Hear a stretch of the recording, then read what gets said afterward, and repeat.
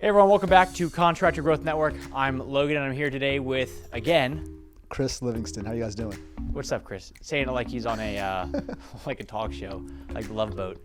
So we're talking today all about a pretty cool topic, and this is something that Chris is very well versed in, and it's the idea of rejection. Is that a good way to preface it? Yeah, I'm only going to take that today because I do cold calls and I get a lot of rejection sometimes. So I will say that I'm definitely dealing with some rejection quite often when it comes to work. So what we want to cover today is the idea of rejection, and more specifically, what really happens when you're consistently rejected over and over and over. It takes a toll. Like we don't think it does, but in reality, it takes a huge, major toll because there's like science behind it. And the more that we can actually just stop it from happening in the first place by not letting those people in that are going to reject you no matter what, you're going to be way better off. And we're going to talk about some of those reasons why. So Chris, to you, like you obviously do a lot of cold calling. Yep. But let's just take the cold calling out of it because that's obvious that you get rejection in that route. Let's go just talk about when people come in and they call up and they want, they want to potentially hire us, and you deal with it and you realize that they may be a fit, they may not be a good fit, but either way, they're not moving forward. Walk us through your mindset on all that.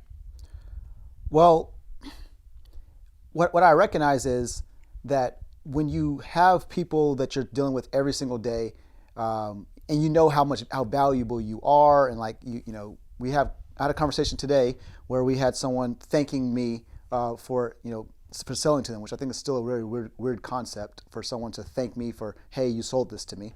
But when you have those conversations and you think you know how good of a process that you have, you consistently are wanting to be able to give that value to somebody else. And so when someone calls and they, I guess, in essence, reject you, you start to question a little bit. You start to question yourself, maybe even the value of what you have, and if you're going about the right, if your process is the right process, there's a lot of different things that you start to really question. So let's talk about it with you.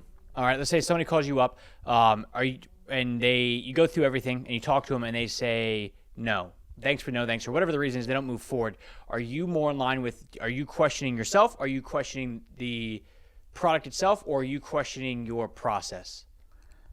In that specific instance, I feel like I'm questioning my process. Okay. Because I'm questioning, like, what did I not fully explain, or where was the tie up there? That's kind of what way my mind goes with that situation. Okay.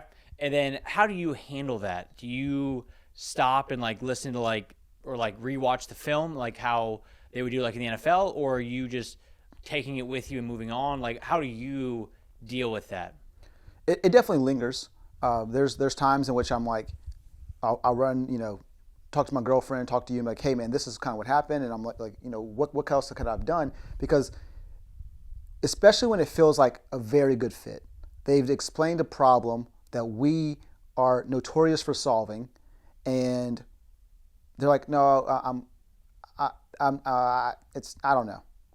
And now you're like wanting to maybe even chase them to the point where you want to say hey, let me solve this problem for you. Like, you told me that this is the problem, that this is the implications of that problem.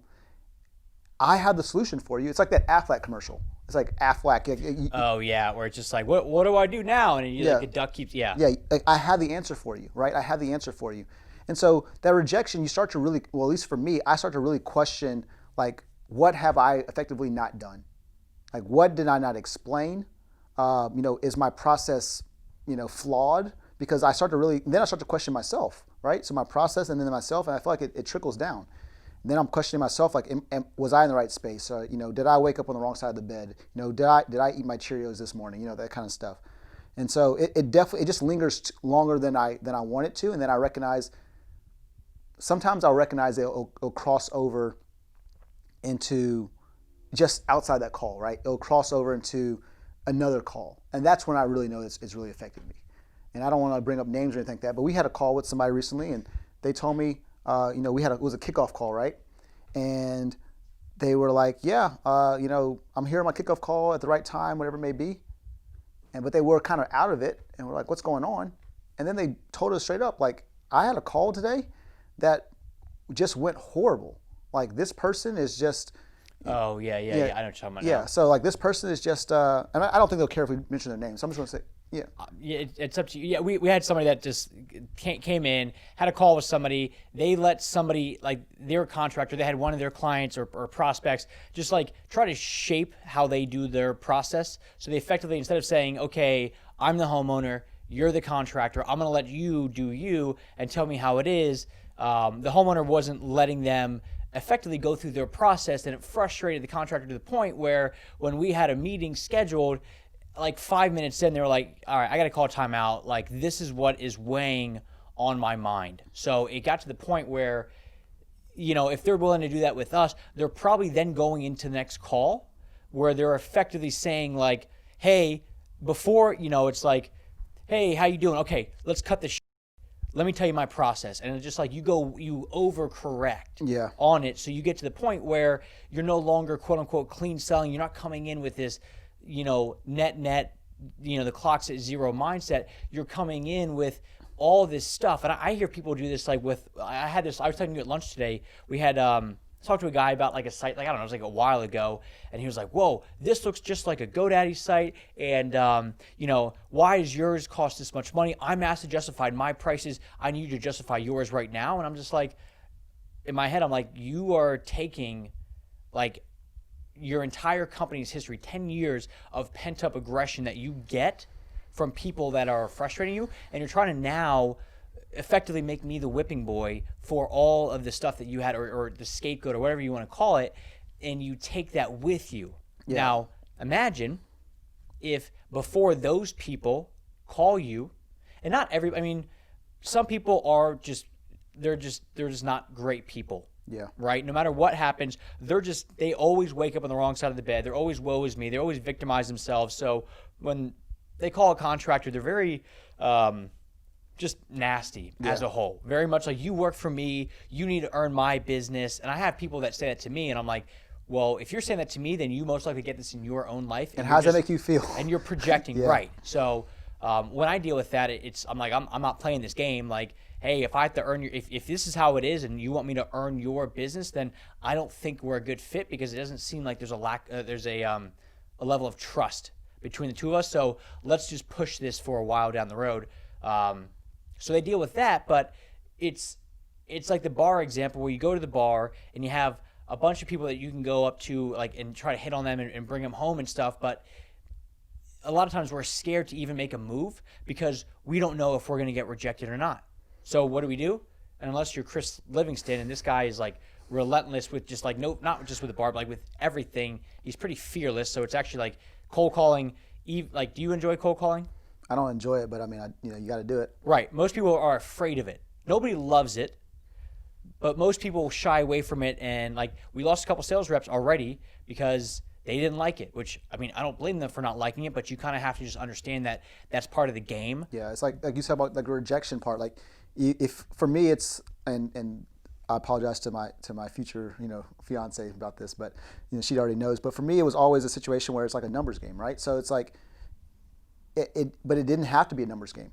If I knew that stereotypically these people weren't the type of people that would be attracted to me, then it makes my life a lot easier. If I kind of like looking at the people already, knowing, okay, well, this person stereotypically not a big fan of Chris. Mm-hmm. But this person right here, they're fans of Chris, right? So let me go try my best shot on those two people versus having, like you said, the 10 different people that I now have to speak to. Because, and yes, there is value in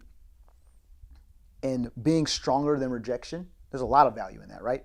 But how great is it when you don't have to be stronger than rejection all the time? You're putting yourself in a scenario where you're going to get rejection way less. And that's the side of it is because I know a lot of people say like, well, I can't do this. I can't filter people out beforehand because, what if I, what if they like what I say over the phone but not beforehand? Like, I'm just going to lose them. It's like, yeah, that's true, but your confidence takes we could talk about the time aspect of how much time you waste and how you could spend that. We could talk about the amount of money that you give up because, as an entrepreneur, time is money. what you invest your time into is directly proportional to your income. What's that quote you told me the other day about the calendar? Like, show me your calendar and show me. Yeah, it was show me your calendar and show me your bank account, and I'll show you what's important to you. Yeah. So, the money piece is like, okay, like maybe, like that. Like, let's say you spend 3 hours with a prospect and they're not a good fit, but you wasted 3 hours. Okay, it didn't cost you any money aside from the 3 hours that you could have been calling up old customers or doing social media posts or, scheduling something with the team to like build up that. So that's time and money lost. How many times do you talk to different contractors and they say things like, I need more time, right? That's like 100%. And they always like, I need more leads, I need more this, I need more this. But the one we get down to the root of it all, it typically is a time issue for them. And so if they need more time, right, we have to knock out the things that are wasting time. And I think that the problem with tire kickers is that you feel like you're not wasting that time.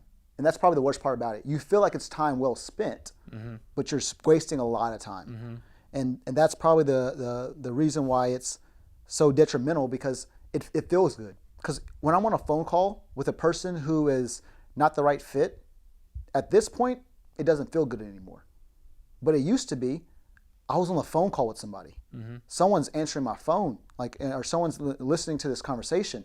Someone's hearing about the problems we solve, and they're hearing about it. But now it's like, hey, I mean, I know you do, and this is not to segment anybody in the market or whatever, but like, hey, I know you do, electrical work.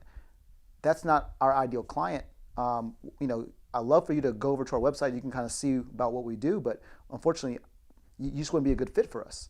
And that's fine. I think they understand, like, they appreciate that. They literally always, every time I say, hey, we're not the best fit for you, 100% of the time they thank me. Yeah. They don't ever get mad. They don't ever go, well, what the man? Like, why didn't you, they're always like, I appreciate you being honest. Yeah. And then that's it. Yeah, and then it also allows for a situation where people recognize we're not giving them a cookie cutter service. We actually care about them. We actually care enough about them. And so, just going back to that idea of time, like, you now have to make sure that you are spending your time in legitimate, like, revenue generating activities, right? It's not just things that you feel as if is doing that. And with this whole, so that's the time piece of it, right? You got to first, because the other flip side of it is this. Okay, you're on the phone with prospects. What else would you be doing during that time? And most people, they say stuff like this. Well, I need to get my systems in place first. Okay, great. What systems? Oh, and I'm like, yeah. Everybody is telling me right now with all my calls is, I'm trying to hire a foreman, and I got to get my systems in place so I can get out of my business and work on my business. Right. But okay, and then you go, great. What system? Give me a specific system. Let's work through it together right now. But most people don't know what system to work on first, and they think it really is. It's not. They don't mean for it to be a cop-out answer, but it's the same thing when you go to a homeowner and they say, okay, this all sounds great. Let me just let me shuffle some money around and see what I can do. That's a cop-out answer. Like, what do you mean shuffle some money around? Yeah. Like, how many different things do you have money in right now? Yeah. And you are going to have some people that do need to quote unquote shuffle some money around, but for the most part, they know. Oh, let me talk to my finance, like my financial planner. Oh, you mean the guy that handles your retirement? Like, you're 25 years out of that. Like, what does that have anything to do with anything? So like, it's a lot of BS excuses. And so is, the systems one is as well. But the idea of this is to not deal with this rejection up front, because we're all going to get rejected in business. We're all going to fail in business. It's just, do you want to fail at step one? Or do you at least want to get pretty far down the line and then fail at something so you're not failing every single time along the way? And same with this rejection piece. You're not going to bat 1,000. It's not like what we're saying is never let a single person, because there is a level of you're over-qualifying people. You're making them jump through so many freaking hoops that, just to talk to you, it's it just seems like they're talking to the man behind the curtain in The Wizard of Oz. So there is a level of overdoing it, but the more that you can effectively get people excited to work with you and then filter out those people that are either A, never going to work with you, or B, right now is not the right time and they're pretty far down the line. It's not like they're like, hey, I'm in the process of designing this or I need help picking contractors. They're like, yep, I'm thinking about redoing my bathroom in 15 years from now. Like, that's just too far out. So we want to get rid of those people, because every time we take a hit, we go through this. I know loneliness is big on this, but I'm sure there's a rejection cycle as well, where what the rejection cycle looks like, if I had to, assuming there is one, I know this works for the loneliness cycle, but it's, you don't want to reach out to somebody, you don't want to call a lead back because you don't want to get rejected. Because a maybe is better than a no. Right, or not think about it, or whatever it is. You just, and at this point, let's say you haven't even talked to them yet, and we deal with this with one of our clients where they were like waiting. They had they talked to a client or a prospect, and it was a $150,000 project, and they were like, yeah, I haven't sent this out yet, meaning the estimate. They haven't sent the estimate out yet, because when they send it out, that gives the prospect a chance to say no. So what's better than no in their mind? A maybe. A maybe, which, but then they never send it out, and if you never send it out, how do you even understand, how can you get paid? That was still something that I was baffled to hear, about how many people out there, that idea of like inaction. Inaction was something that they were willing to do because they didn't want to have to deal with rejection. And so for me, as a salesperson, I will say, I love yeses, I like no's, but I absolutely hate that in-between gray area. I absolutely hate the idea of I'm not sure yet, whatever it may be. And if it's not going to ever happen, that's great, but let's kick that out, early. Right. Let's not have to, because if the majority of people are calling you saying, hey, I just kind of have an idea, like what you come out to my house, you're going to give me the pricing and that kind of stuff. Okay, well, that's one thing. Oh, well, I kind of want to see how you guys work and what's your guys' process, like what it kind of looks like, or I know contractors do everything differently. Okay, that's another thing. Oh, I just want to I'm not really sure of everything that goes on with this project because I don't really know all the different things. It's education. Mm-hmm. So if you can do process, price, education, and that stuff is happening well before you talk to that person, then now this person knows your process, price, and education about it. Then it's like, at this point, we're starting at a better playing field. Right. I'm now looking at the 2 girls that think Chris is kind of cute. Right. Versus having to talk to the 10 women who could possibly, find these good looks, attractive.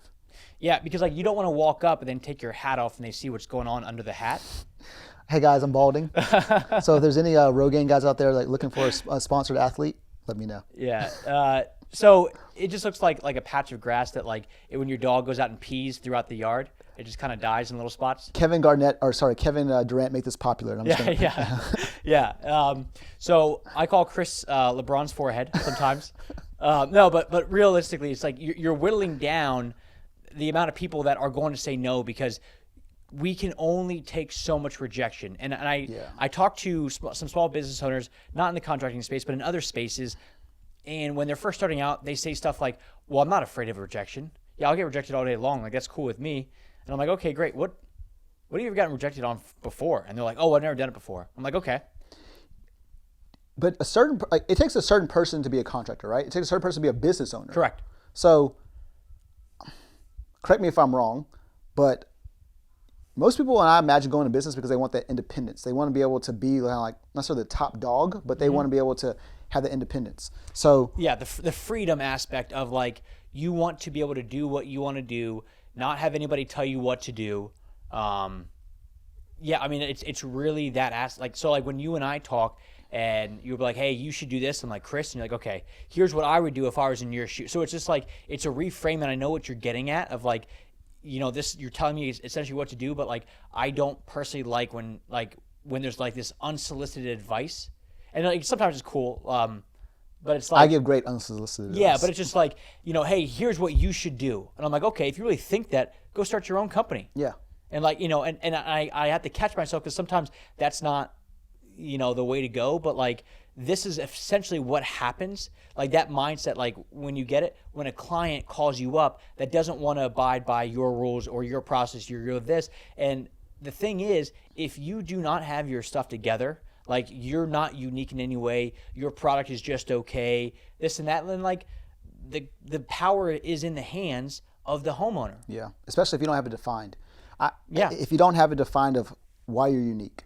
What do we see today on the road? That was Benjamin Franklin Plumbing. yeah, Benjamin Franklin Plumbing. Like, what's their sales proposition? Like, what's their What is unique about Ben Franklin is that it is they will pay you I saw this like 5 years ago. Like, actually looked like they're on their website. It was like they'll pay you $5 for every minute that they're late, up to a half an hour. So potentially $150. So now what they've done is they've positioned themselves as the leader in this area.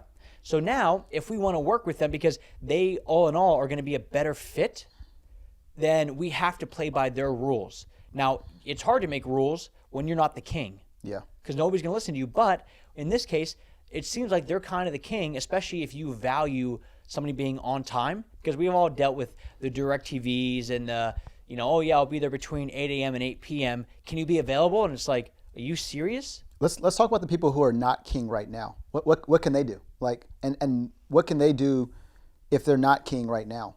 You at least understand up front like how because whether you know it or not, you have a process. Just like you have a company culture, whether it's a good one or a bad one, you have a process for everything. And the more that you can get your information of how you do stuff out there and effectively let people know what it's like to work with you, that is going to stop people that do not want to work with people like you from even calling, which will protect your confidence in yourself, your business, and your value. So that's what I would do is the first step, though, is understand what it's like to work with you, because that is going to be what lets people know either A, we're a good fit for you, or B, we're not a good fit for you. Yeah, and so if people know about your process and they say, okay, well, I don't like the way this guy does stuff, so I'm not going to give him a call. That's good on you. Yeah. Because now you don't have to question your process. You don't have to question if you have a good process or not.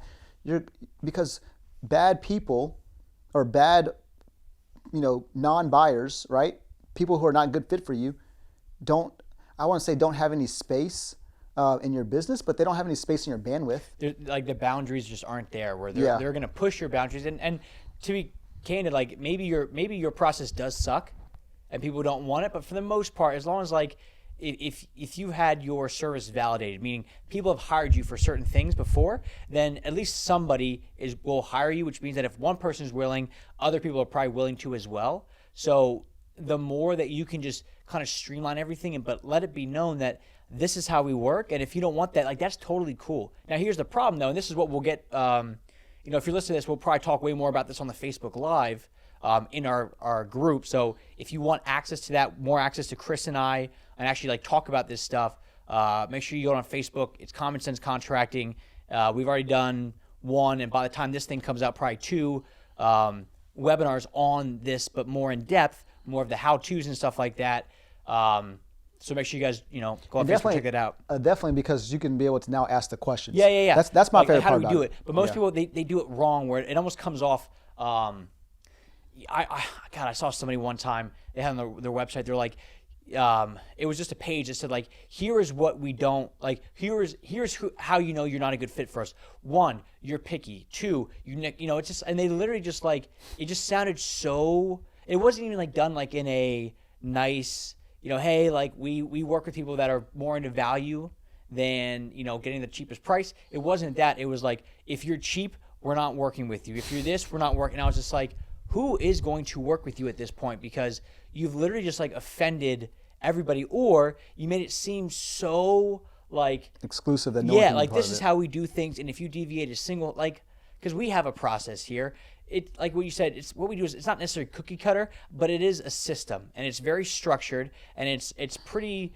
We don't reinvent the wheel every time, which is what most contractors do. But it's not like, hey, you have to do 100% of everything our exact way, regardless of what's going on in your world. And that's how, when I read this page, it made me feel. And I would have never reached out to them because I was like, these people just don't even sound like friendly people. Yeah, like there's a fine line between having a process and inviting someone to follow your process than to say, hey, these are the stringent rules, and you're never gonna make it. Yeah, that's like it was tough, and I was just like, man, like when I was reading, I was like, this just seems like they've been beat down so many times that they're now taking it out on the masses, saying, don't even bother calling us if this, and this is not like what you're gonna like. It was just so much. It's that whole, and I hate bringing this up because I'm not a huge, well, whatever, I'll lean into it. You know, in the military, sometimes they'll say, like, they have these wazoo rules, like this rule that you have no idea what you've heard from it. Like, why is this a rule? And it's because someone's done it before, right? So it sounds what it sounds like. Someone has wronged them. One person ruined it for everybody else. Yeah, one person wronged them in a way, and now they have like this crazy idea that I'm gonna throw on my marketing, my website, whatever it may be, Right. that if you do this, then don't ever give me a call. If you wear a blue shirt and drive a Kia, don't ever give me a call. And we do hear this a lot too, of like, hey, this one person called me and said that I didn't, that they didn't know that I did this, so could we change everything? And I'm like, that person is like, you have like your market, your target audience you go for, and because this one person called you up and they're not in your exact demographic of who you're going after, like, we're not going to change everything. Like, it's working for the 80% that we wanted it to work for, and you just happen to have a couple outliers here and there, so like, we're not going to shift everything around just because of that, because then you're going to hurt the 80% that we're going after by being too broad. Yeah, I don't mean to joke about it, but it's not No Child Left Behind. You know what I'm saying? That's not the case. Yeah, So. like you gotta stick to your guns. So that's how this is with weeding out people beforehand. Is that the more that you can do it, the more that you can be upfront, people will, first off, like what we said in the beginning when we said we are not a good fit for everybody as far as certain industries and things like that. We're not, like, we would rather get that out up front, because the last thing we want is to try to break all of our own systems just to work with somebody else, when in reality, it may not even work for them. And we have no idea until we try it, but I'm not willing to practice on somebody like that. Yeah. So we get it out front. We just say, this is kind of how it all works.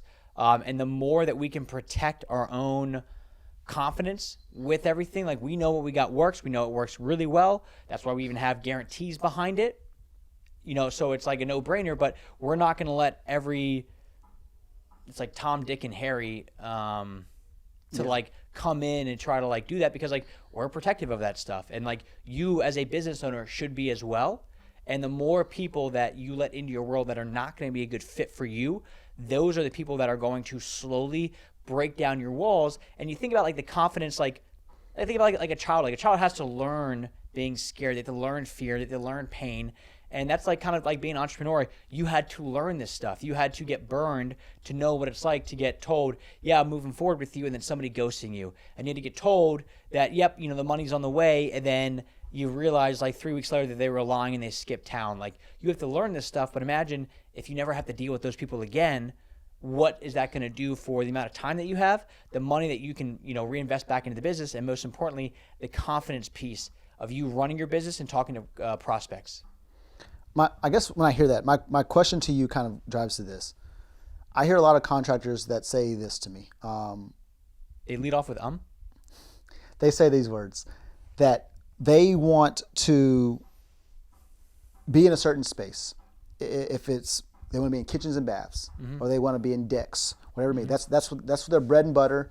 They've thought of it as that's where they're really good at. Maybe it's where the margins are. That's where the people in their area, that's what they need. They see that as a great opportunity to do that. But they're stuck in this situation where they're still doing some of the more handyman kind of jobs. Oh, I know what you're talking about. Yep. Yeah, but there's different people. I hear different people say different things like that. So what I think happens is, similar to what you described, is if you don't, you now are holding on to these handyman jobs because of the fact that you don't want to deal with that rejection. It's in order for you to get to where you want to go, you got to let something go. And I feel like letting those tire kickers go is going to free up time. It's going to free up jobs that you don't want to do. It's going to free up, like. It's scary though. It is scary. It scares everybody because they continue dressing for the job they have, not for the job that they want. Yeah. And they walk into the job that they want, looking like the job that they have, and then they don't get those jobs and they get frustrated.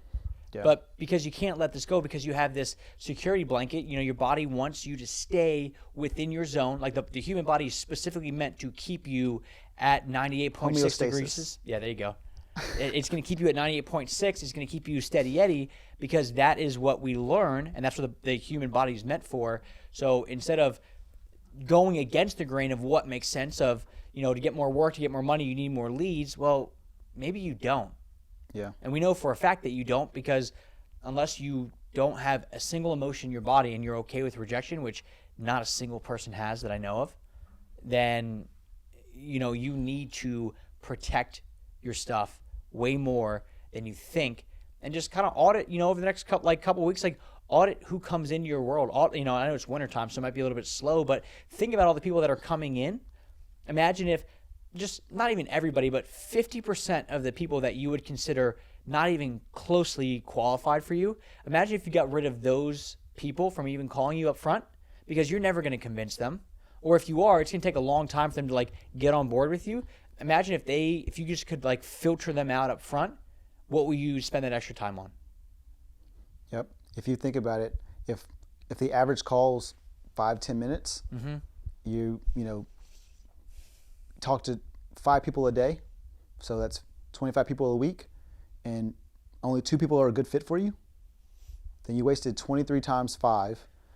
So that's, what is it? That's a lot. 115? Yeah. 115 people, or 115 minutes of time that you could have spent somewhere else. And most calls aren't 5 to 10 minutes. Most calls are way longer. Yeah. And that's assuming you just do calls and not estimates. So we'll wrap it up like this. The more that you protect the people that are entering your world, the same thing is like you're the average of the 5 people that you associate yourself with. If you're also letting in, here's my top 5, but also here's like my bottom 35, it's going to weigh on you, because now you become the average, and you play the sales game, and you speak with the confidence of the average amount of people that you talk to. Now, if everybody comes into your world and they want to hire from you, you're going to walk in there with your chin high and your chest out. But if you are dealing with majority of the people saying no, you are stuck. And if you want to learn how to fix this stuff and join us on this movement of retraining homeowners on how to buy from you, go to Facebook, Common Sense Contracting. We do lives there. We're very interactive. That's the page or the group that we relaunched.